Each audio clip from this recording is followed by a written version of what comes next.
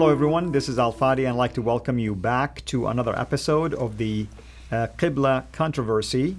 And this series has been extremely exciting because we've been literally myself and Dr. Jay Smith, who happened to be here also with me in studio, continuing on our analysis to unpack the argument from both sides, from Dan Gibson's side concerning the fact that his findings revealed that there are at least 4 different categories of early mosques in terms of their direction of prayer, whereas the other side, represented by Dr. David King, argues that Dan Gibson's findings do not truly represent any problem other than the fact that later Muslims became more efficient in terms of finding the direction of Mecca. Today, we are going to actually begin our analyses of the 7 different theories that Dr. King basically proposed to support his argument. Dr. J, is that a true representation of the argument? Yeah, that's pretty good. Yeah. And this is one reason why we're unpacking it. I think it's so important that we do get as many different venues and get this out in as many different areas, because not only do Muslims need to know this, King needs to know this, and people who are his students need to know this, that much of what they're being taught by King is no longer appropriate. It may have been fine for 5-10 years ago. You need to keep up with the newest data. And I've always been told, whenever you're working with history, you always don't just go with what is the favorite of the day. You need to go and see what the evidence is on the ground. You always go and see what the evidence is on the ground. And you can't get any better evidence than what Gibson has on the ground, because he's been on the ground finding completely new evidence, which, yes, is confronting King's old suppositions, all based on 9th, 10th, 11th centuries theories. Nothing more than theories. They themselves were trying to make sense of all this. So let's go back to these theories. Let's go, and there are 7 of them that King bring up. And the first theory, he calls the theory 1, is built on the authority of the Prophet and his companions. And he's saying it was what the Prophet said, it's what the companions did, and that's why these early 7th and 8th century mosque builders were building their mosques. The difficulty is this, and this is what Gibson really says, hold on a minute, I don't recall in any of my readings that there is any reference in any of the Prophet or his companions of how to build Qiblas or how to get the direction right. That's right. I'm not aware of any. Are you any? And he says, listen, I have 10,000 books over here. I've read everything. There's nothing here. So you're just creating this out of thin air. Because if there's nothing there in any of the traditions, if there's nothing there, of any of the 7th and 8th century, we're not talking about the traditions 9th, 10th, and 11th century. We're talking about 7th and 8th. Where are you getting this from, King? Where does Al-Bazdawi, where is he referring to? Right. If he's getting from Al-Bazdawi, we're assuming he's referring to Al-Bazdawi, but there's nothing that begins to appear until 833. We know that. We've said this has always been a problem. Until Ibn Hisham even writes the biography of Muhammad, we have nothing earlier than Ibn Hisham. Now we don't even have Ibn Ishaq, 765. We don't even have something that's late 8th century. So 9th century is where this starts becoming to appear. They're just redacting on back on what they think, what they know. The same problem we had with the biography of Muhammad, we're getting now with this problem with the Qibla. That's right, because you're relying on a later source that somehow is applied now to what took place earlier. But at the same time, even if I were to take myself, being the devil's advocate right now, being a former Muslim, an Arab from Saudi Arabia, looking at this argument, and if I want to critique this argument, I would say, well, the Quran itself never talked about Mecca anyway as the direction of Qibla. So where does he even get that impression from? Chapter 2, verse 149, 150, there is nothing there. It's Masjid al-Haram, Masjid al-Haram, twice in verse 4 and 49 and in verse 150, repeated twice. The direction, the direction, not plural, one direction. Says an area, al-Masjid al-Haram. That's all it's saying. So where is this Masjid al-Haram?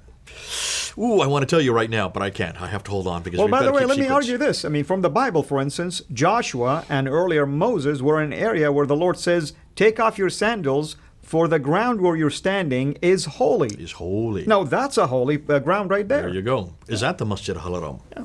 hold on to that. And for those of you who are watching, hold on. We are going to answer that, and we're going to let Gibson answer that, because Gibson has found the Masjid al-Haram. But that's not for here. That's for now. We're looking at theory number one. And theory number one, we're pretty much shutting that one down, because there's nothing in the 7th and 8th century. There's nothing from the Prophet himself. There's nothing from the companions that tell you how to find a Qibla. Doesn't exist. So shoot down theory number one. Let's go to theory number two.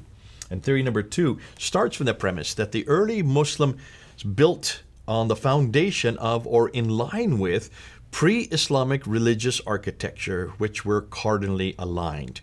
Cardinally aligned, cardinals are east, south, northwest. Those are the cardinal alignments. North, south, east, west, and then northeast, northwest. So you have 8 cardinal alignments. The 4 major ones and the other 4 minor ones to the corners. The 4 corners. So those are the cardinals, and so therefore they were just aligning their mosques to these cardinal alignments. Now, what's fascinating, we're going to get into it yet, but we're going to look at about 5 or 6 mosques that he shows to example every one of these 7 things. The problem is you can only find 1 mosque per Is that the China one? We're going to get to it. I'm not going to say which one it is yet, because what we're going to find is that in every case he can only find 1, possibly 2. And he's still not getting it. Gibson is saying, yeah, that may be a coincidence that 1 or 2 are cardinally aligned. But what about the other 98? What about, in fact, it's over 100. What about the other 100? None of them are. That's right. So the biggest problem with this is the cardinal alignments is, and he would say that these are based on Byzantine models. Do you see a problem with that? Well, I mean, I guess if I'm hearing you correct and hearing his argument correct and I'm represented appropriately, he's saying they use existing buildings or temples? Roman temples, Byzantine churches. And they just use whatever direction they have in there? No, they use the existing ones. What I'm saying, I mean... Which are all based on cardinal directions. But remember, we need to have the longest wall facing Mecca. And how are they built? Remember what we said at the very beginning? Yeah, they're built almost like churches are built this way. Like a cross. Mosques are built this way. Right. Okay? Churches are built longitudinally, or I guess elongated this way. That's right. Mosques are built latitudinally, so they're elongated this way. And I'm not also, I mean, correct me if I'm wrong, Jay, I'm not aware of any churches that were converted into mosque until later, after Islam invaded parts like Sofia in Istanbul is probably the most famous one. That's right, exactly. And those, they just kept the original building, you're right. But the earliest ones, we're going to shoot that one down, but I'm going to wait till we get to the mosque to show you that no. In fact, what we're going to find is that they completely destroyed those churches and rebuilt over top of them. And the reason why they even built it there is because in the Byzantine time, whenever you had a church, it was the center of the town. So you want to build your mosque at the center of the town. It's where the marketplace was. It would make sense. They would build it right in the same place. So they would take the same place, they would destroy the building, and they would use the bricks. For superiority purposes. They want to destroy it anyway. Yeah. So that's why they use those, not because they wanted the direction.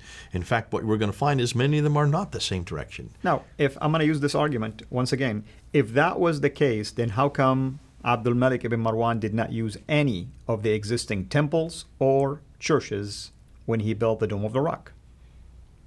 Good point.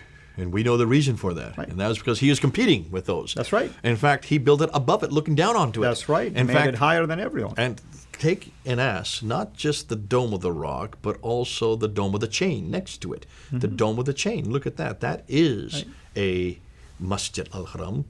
But I'm sorry, that is a masjid, not a haram.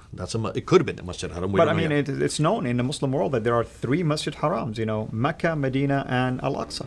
Well, Al-Aqsa is on the wall, and it was built in 709. The Dome of the Rock was built in 691, right. And it is in the center. But take a look and see where the entire citadel, which you cannot destroy and rebuild again, the Al-Aqsa, which is sitting on the wall, we're going to get into this later, and also the Dome of the Rock, along with the Door of the Chain right next to it, all of them are facing one direction, and they're not facing the direction of the Church of the Sepulchre, which is down in the valley. That's right. They're facing towards Petra. Case in point. They're facing towards Petra. Yeah. So what Gibson says, they usually built in completely new directions when they built over top of these churches. They did not build them in the same direction of the church, proving that they had an agenda, proving that they had a different Qibla, proving that Qibla, in case all the way up until the 8th century, were all directly towards Petra. Right. I mean, it's a competition anyway. So that's theory number 2. Let's do theory number 3. Theory number 3 comes from this premise. They built according to the street plans of pre-Islamic cities. And then he wanted to give the example of Cordoba. And I want to, if you could just put this slide up. Let's look at this slide here, because here is an example of what he's talking about. But take a look at that. Look and see where the lines are, and look where see the black circle there on that photograph. Yeah, maybe we can go to the next slide to be able to see it even. Let's go to there. We can even get it better there. Yeah. That is where the mosque is, the masjid, and you can see where the streets are.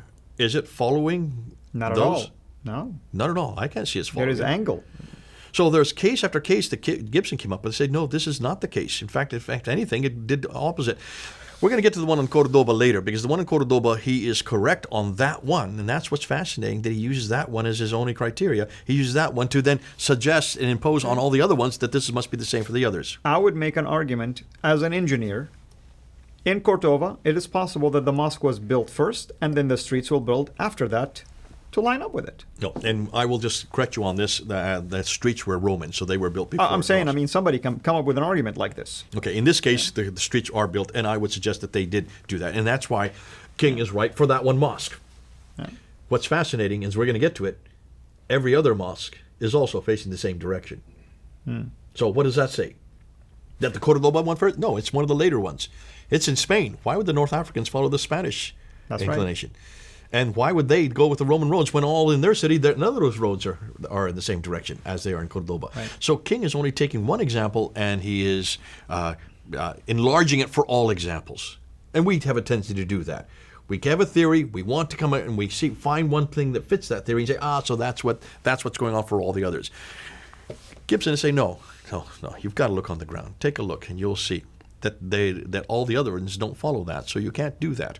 Remember that argument they used to have with them, trying to find Muhammad's name in the Bible, and they come up with Song of Solomon 5:16. Muhammad, the word Muhammad. That's right. And it looks like Ahmad. So therefore, this must have been Muhammadin, Ahmad.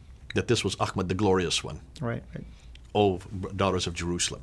Therefore, that's where Muhammad's name is found. Well, there are 11 times that you can find Muhammad in the Old Testament. If you're going to do that, you have to be consistent. You have to go to all the other 10 times and change Muhammad to Ahmad, put Muhammad's name in there. And in the Lamentations 11, I think it is, it says, if you're going to take Muhammad and put Ahmad in there, then it says they went into the house and they took out all the glorious things, the beautiful things on their shoulders. So they took Muhammad out on their shoulders. Can you see how stupid that sounds? So you have to, this is the same thing the king has done. He has taken one example and he's inflating it for all the other examples, saying this is what the answer is for all the others. But again, like you raise a good point. Why would Muslims all over the Muslim world at that time, or the Islamic Empire at that time, use an example that is found in Spain or Andalusia?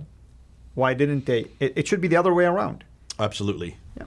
In fact, when you look at all these parallel mosques, the majority of them are in North Africa. There was no love lost between those two. And the fact that they all uniquely went to the same direction suggests there's something else going on here. So let's go now to theory number 4. They built towards the winter sunrise or sunset, or towards some other astronomical horizon phenomena, and he called this sacred geography. This is sacred geography, that they were using these solstice lines, these equinox lines, solstice during the shortest day and the longest day, and equinox, the equal days. And they did this be in March, September for the equal days, June and December for long and short days. Now, that's a great theory. I love that theory, and possibly you can find one mosque that may fit that theory. But what also is wrong with that? What would you guess? Let me just look. Let's put the slide up, because here's his quote. The Muslims developed a sacred geography in which, over the centuries, various schemes were developed in which segments of the perimeter of the Kaaba corresponded to sectors of the world which had the same Qibla, defined in terms of astronomical risings and settings. The first such schemes appear in Baghdad in the 9th century. Now, right away, that last line, they begin to appear when? Well, it's in the 9th century. In the 9th century. I mean, it's right there. He almost contradicts himself just within his own quote. I had to sit there and laugh when I read it. Dan did pick this up, by the way. Gibson did pick up this problem. But I said, goodness sakes, this man contradicts himself. He's saying this is happening, supposedly happened in the 7th and 8th century. This is what they were doing. But then he says, well, no, this only began in the 9th century. Yeah, the first such scheme. So and appeared where? In Baghdad, which right after Abdul Malik's time, basically. That's basically around the time of the Abbasid. 749 is when they come to power, and so they are the Abbasids, you're right. Yeah. And the Abbasids, how do you pronounce it? Al-Abbasiyin. Okay, I mean to pronounce like you do, so it's Abbasid. It's not Abbasid, it's Abbasid. Yeah. Okay, thank you for correcting me. The Arab corrects the Englishman.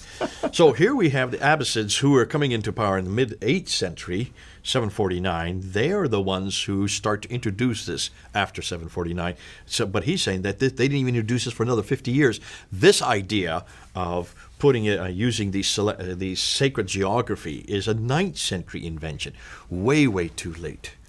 Now, I see we're going to run out of time, so we need to go ahead and maybe bring this to a conclusion at this time, because what I want to do is I want to also go into the next 3 theories. Absolutely, and I hope that everybody is understanding why we're taking our time with this particular video series and why we're calling it the Qibla Contradiction, and why we are really investing a lot of time and energy to unpack these arguments one show at a time, because we would love for you and any scholar who is watching this to benefit from this information that we are taking. We're relying on, in my view, even Dan Gibson's work is academic. I mean, regardless of how Dr. King views that, we have books, research, practical visitations, data that Dan Gibson have used and implemented and even provided for all of us, for the rest of us really to look at. And we appreciate Dr. King's contribution to the field, but that doesn't mean whatever finding Dr. King have is eternal. There is always, in research, in the world of academia, somebody new will come in and either critique your work or make more discoveries. So we hope that you're enjoying this series, and join us again next time when we continue with the rest of these theories that Dr. King have provided as an answer or possible answer why some of the directions of Qiblas in early Islam contradicted each other or were confused and they were not facing Mecca. Thank you, Dr. J, and we'll see you again next week. Have a blessed day. Thank you for watching. Please like our video, and we encourage you to subscribe to our YouTube channel, Surah International. And be sure also to click the bell so that you receive notifications whenever we upload new videos into the channel. And finally, I like to prayerfully encourage you to become a patron through Patreon. Your giving is much needed and will enable us to produce more and more of videos like this so that we can publish them on a weekly basis. So thank you in advance.